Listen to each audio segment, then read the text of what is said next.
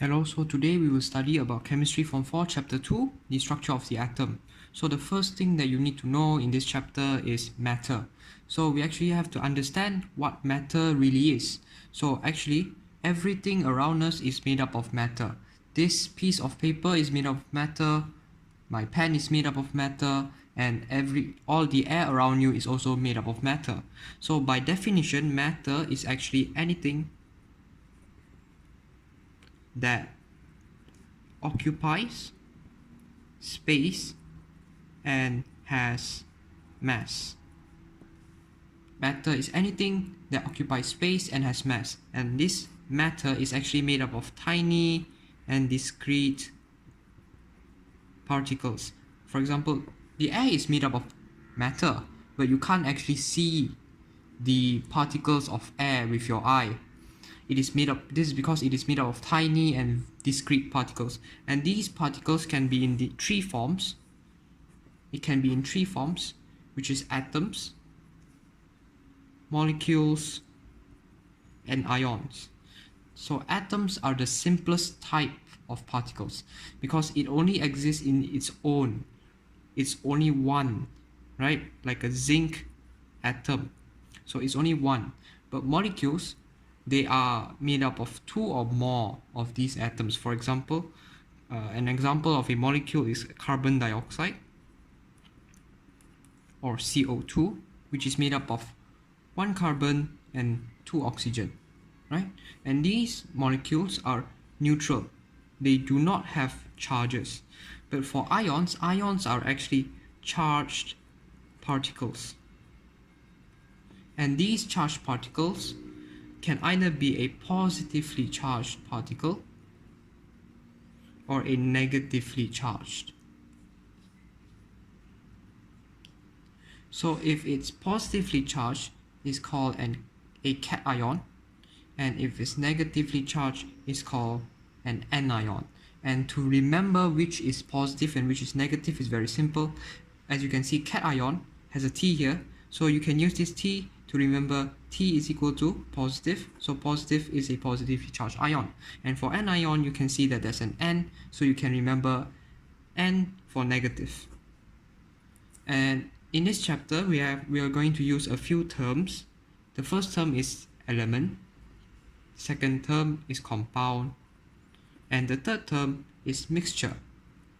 So an element is only made up of one type of atom. And for compound is made up of two or more elements combined together chemically. This means that they cannot be separated physically. For example, mixture is the same thing, but it's not chemically, it's physically. An example of a mixture is when you mix Milo powder in water to produce a Milo drink, and if you let it sit for a few hours, the Milo powder might actually drop to the bottom. So it can actually be separated because it's physically combined. But for a compound, it's chemically combined, and it won't break down, it won't break down over time. For example, table salt or NaCl, sodium chloride, table salt. The salt will always be salt. It won't become sodium and chloride on its own because they're chemically combined unless you react it with another substance to actually break it up. And these compounds, there are two types of compounds. Which are ionic compounds and covalent compounds. Ionic compounds are made of ions, and covalent compounds are made of neutral molecules.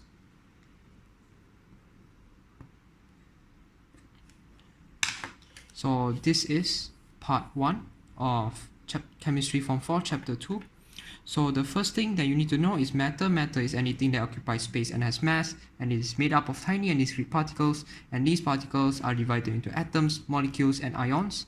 And the ions are charged particles which can either be positively charged or negatively charged. The positively charged ions are called cations, the negatively charged ions are called anions. And element is the simplest substance. It is only made up of one type of atom. Compound is made up of two or more elements combined together chemically. Mixture is two or more elements combined together physically. And the compounds can either be ionic compounds that are made of ions or covalent compounds that are made of neutral molecules. Next, we will learn about the states of matter. So these particles can exist in three forms, which is solid, liquid, and gas. And an example of a solid is this piece of paper is solid, and an example of a liquid is water, and an example of gas is the air around you. So the arrangement of the particles in solid is that they look like this, right? So the particles are closely arranged or packed closely together in an orderly manner. But for liquids, they are also kind of closely arranged together, but there are a lot of spaces between the particles as compared to solids, and the gas particles are very far apart from each other. So the solid particles, they are packed closely together in an orderly manner. And for liquids, they are also packed closely together, but there are a lot of spaces between the particles. And for gas, the particles are very far apart. So why are the particles in a solid packed closely together? It is because they have very strong forces of attraction. And for liquid, they also have quite strong, but they are weaker than solids. And for gas, it is very weak. And the solids, for movement, the gas, since the forces of attraction are very weak, they actually move about randomly in all directions. And for liquids, they move about in their positions. And for solids, they do not move, they vibrate at their fixed positions.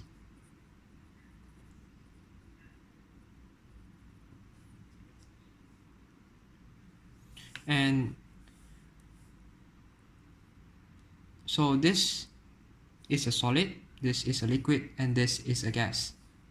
And these solids, liquids, and gas, they can actually change from one state to another, meaning that a solid can change to a liquid, and a liquid can change to a gas, or a gas could also change to a liquid, and a liquid could also change to a solid, and a solid could change to gas, and a gas could change to solid. So the process by which a solid becomes a liquid is actually melting, and the process by which a liquid becomes a gas is evaporation or boiling. And the process by which a gas becomes a liquid is condensation. And the process by which a liquid becomes a solid is freezing. And a solid could also become a gas without becoming a liquid, and this process is known as sublimation. And the process by which a gas becomes a solid is also known as sublimation. And in Form 4, we actually learn about an experiment to determine the melting point and also the freezing point of naphthalene. And the setup of the apparatus of the experiment looks something like this. So this is the one for heating and this is the one for cooling. This is the thermometer, this is the naphthalene, this is a water bath, and this is, there should be a Bunsen burner here which heats up the water bath to heat up the naphthalene inside, and this is actually a conical flask, and this would be for cooling. So in this experiment, naphthalene is heated until it melts, and in this experiment the melted naphthalene is cooled until it re-solidifies. So for the heating experiment, a few things that you have to know is that this water bath, the reason we use a water bath to heat the naphthalene and not straight away heat the naphthalene in a test tube like this is because we want to ensure even heating. Because if we heat like this, and this is the naphthalene, then the bottom part will get heated faster than the upper parts. So we want even heating from all sides, therefore we use this water bath. And for the cooling experiment, we put it in a conical flask, and one more thing is that if during heating and cooling we actually use the thermometer to stir the naphthalene, and this is to also ensure even heating and cooling. So we put this also to ensure that it cools evenly. And in this experiment, during this experiment, if you realized when you're taking the readings for the temperature at 30-second intervals, you will notice that the temperature of the naphthalene increases, but at some point it remains constant. For example, if you started heating at 27 degrees Celsius, it will increase to 32, 34, and etc. And then it reaches a point where at 69 degrees or 79 or 70 degrees or 71 degrees, then it stays constant for like 2 minutes or 3 minutes. So it'll be 71, 71, 71. And when you plot the graph,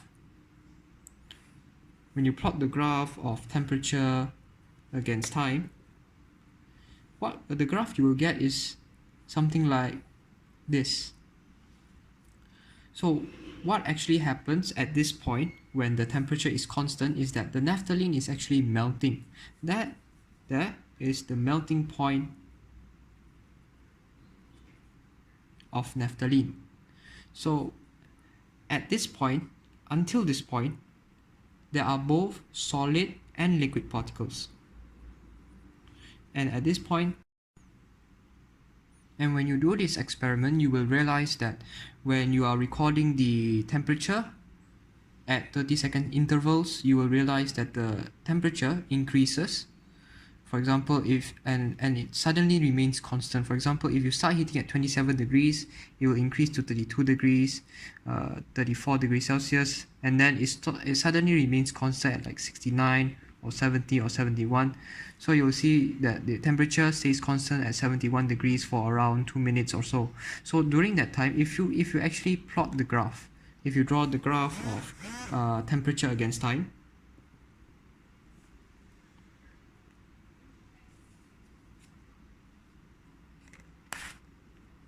you will realize that the graph looks something like this.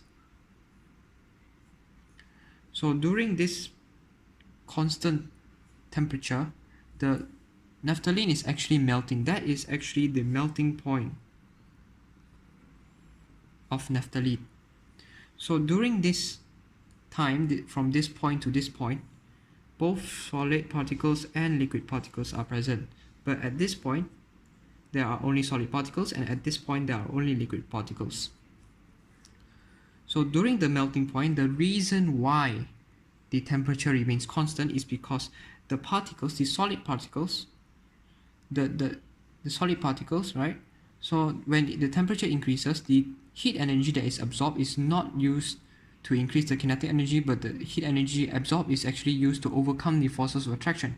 So if they ask you why the temperature remains constant, your answer should be that the heat energy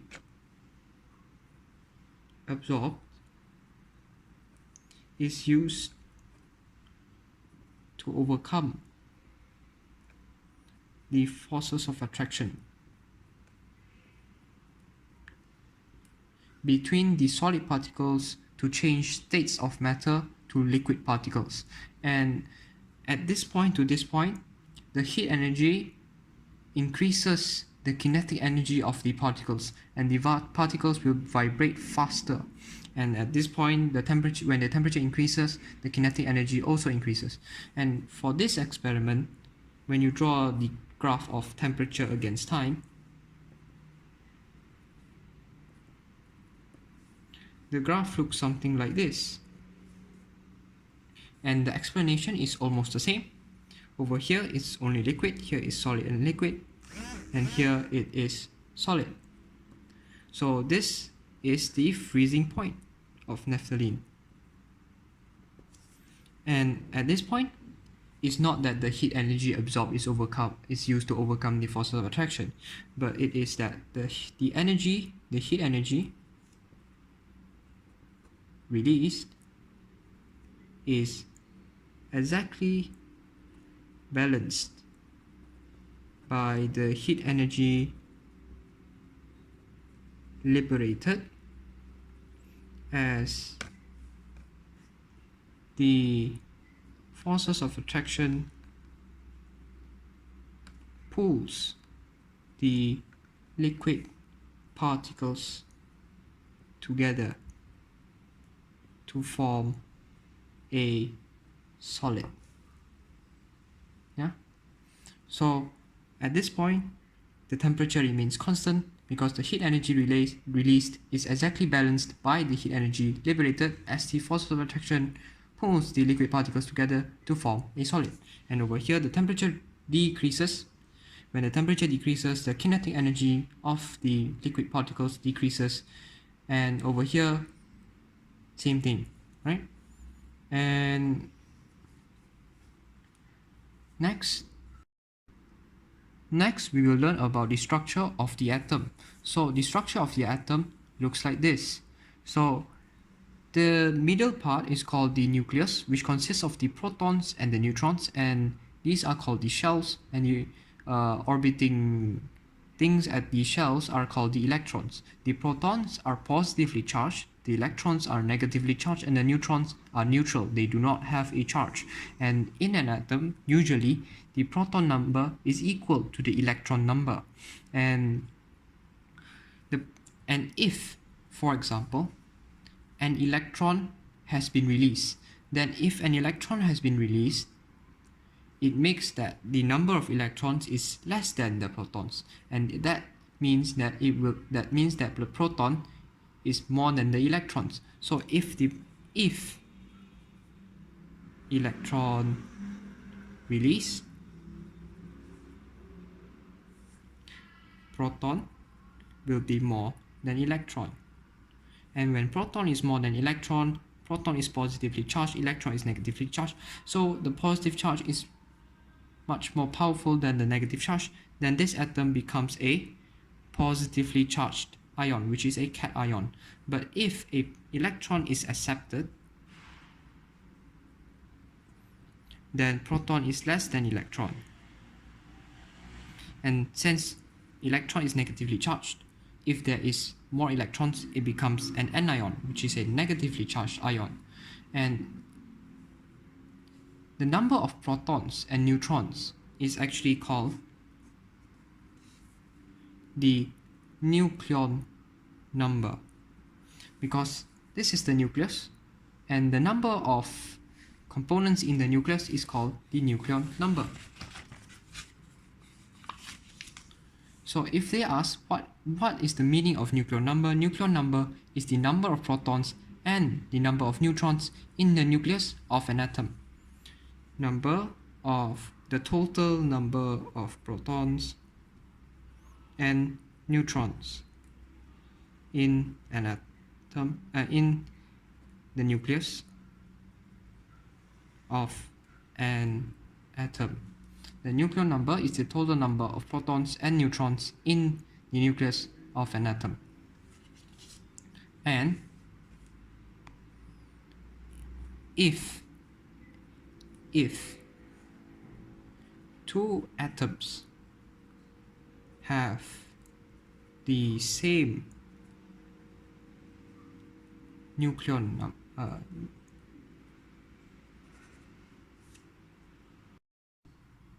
so the nucleon number is the total number of protons and neutrons in the nucleus of an atom. And actually, the element of an atom is determined by the proton number. So if two atoms have the same proton number but different nucleon number because of different neutron number, then they are known as isotopes. Isotopes are elements which have the same proton number but different nucleon number because they have different neutron numbers. And these isotopes, since they have the same proton number, they also have the same electron number. So if they have the same electron number, they also have the same chemical properties. The chemical properties are determined by the electrons. So the isotopes have the same chemical properties but different physical properties.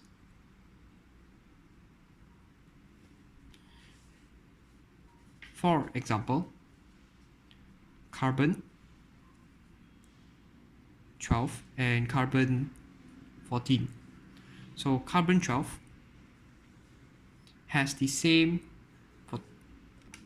so carbon 12 and carbon 14 both have the same proton number, which is 6, but they have different nucleon numbers.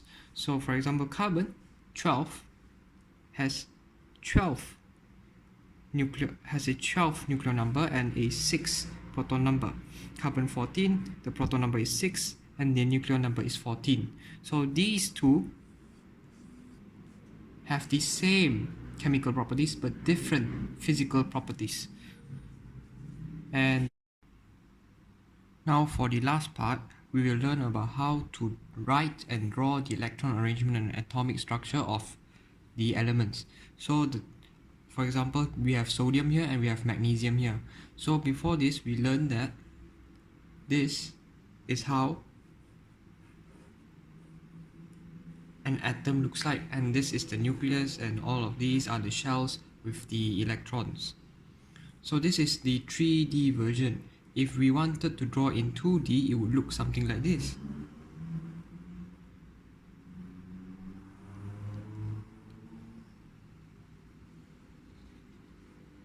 So this would be the nucleus, this would be the first shell with the electrons, the second shell with the electrons, the third shell, and so on. So the rules here is that the first shell only has 2 electrons. The second shell will have 8, third shell also 8.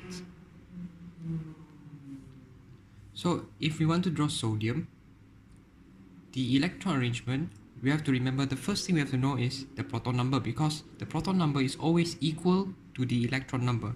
So this is the proton number, and how to differentiate between this and this? Well, actually this is the proton number and this is the nucleon number. That means that this is the total number of proton and neutron in the nucleus, and this is actually the proton number, and the proton number is 11. And if they ask what is the neutron number, you just do 23 minus 11 and you would get 12. So that would be the neutron number, and the proton number is 11. So 11 plus 12, that you get 23. So if they ask you the electron arrangement, to write the electron arrangement, first you need to know it has 11 protons, and usually they will give this in the exam. So 11 protons also mean that they have 11 electrons.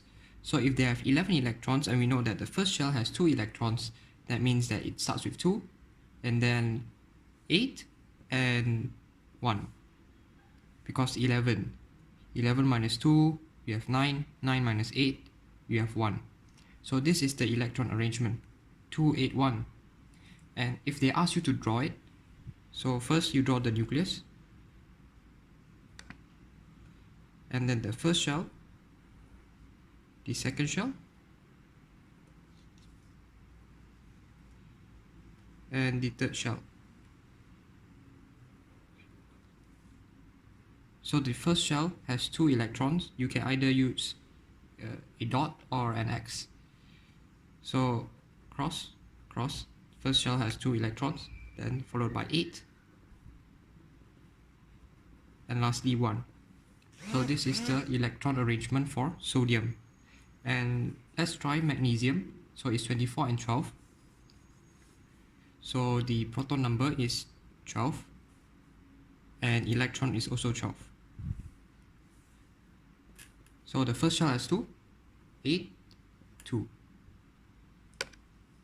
So let's draw the nucleus. The first shell, the second shell, and the third shell. So the first shell has 2, second shell has 8, and last shell has 2. So that's how you draw the electron arrangement for magnesium. And it applies for all the elements. And if they ask the ionic structure, earlier we mentioned that when we want to have when we want this sodium atom to be stable, we need all the shells to be filled. And at the moment we have 2, 8, 1. The third shell should actually be 8. So it's missing 7. And it wants to be 8. So instead of receiving 7 electrons, it will actually release 1 electron. So it will release 1 electron and it becomes 2, 8.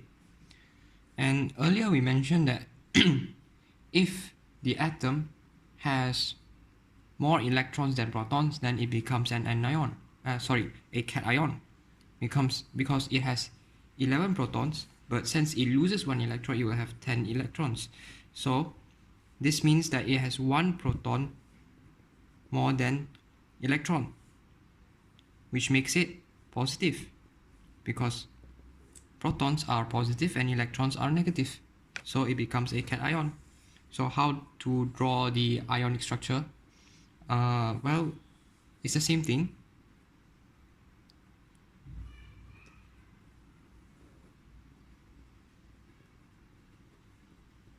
But since the 1 is gone, you only draw 2 shells instead of the original 3 shells. So this will be the ionic structure, and you close it off with 2 brackets and the charge, which is plus. Why plus? Because it's positive and it's 1 proton more, which means that it is actually 1 plus. But since it's a 1, you don't have to write the 1 and you just write positive. For magnesium, it has 2 extra electrons and it wants to be stable. So in order for it to be stable, it has to remove 2 electrons so that it becomes 2, 8. Then the second shell will be full. So in order to be that, it has to release 2 electrons. And if it wants to release 2 electrons, then it will actually become a cation as well, because it will have more protons. And in this case, it will have 10 electrons because it releases 2, and it will have 12 protons. So the protons are more than the electrons by 2, which means that the charge is actually 2 plus.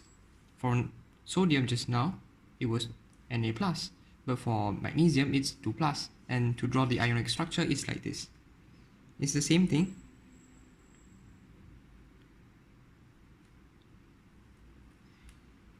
You just remove the third shell, and 1, 2, 1, 2, 3, 4, 5, 6, 7, 8, and it loses 2 electrons.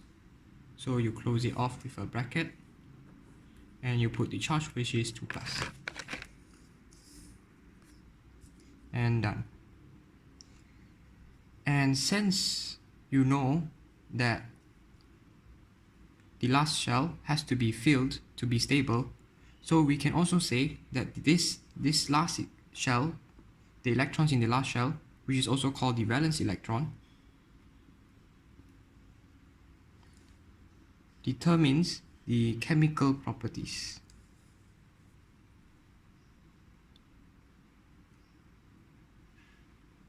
So if they ask, why do two elements have the same chemical properties, your answer would be that they have the same valence electron.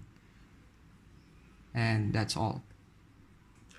So to recap, for electron arrangement or atomic structure, the rules that you have to know is that the first shell has 2 electrons, the second shell has 8 electrons, third shell has 8 electrons, fourth is also 8, and so on. And so if, for example, sodium, it has 11 protons, so it also has 11 electrons, so that will be 2, 8, 1. And then this is how you draw the atomic structure or electron arrangement. And if in the case it wants to be stable, it will release 1 electron to achieve stable electron arrangement, or to be more precise, it will be octet electron arrangement, stable octet electron arrangement. And if it does release 1 electron to achieve stable electron arrangement, then it will look like this, because it has released 1 electron. And since it releases 1 electron, it has 1 proton more than the electrons, which means the charge is positive 1, or just positive because we don't write the 1. And for magnesium, it's the same thing. It has 12 protons, as stated here, which means it has 12 electrons. And if it wants to achieve stable electron arrangement, then it will release the 2 valence electrons to achieve stable octet electron arrangement. And when it does, then it will become like this. And since it releases 2 electrons, it has 2 protons more than the electrons, which makes the charge 2 plus. And so that's all for chemistry form 4 chapter 2. Done.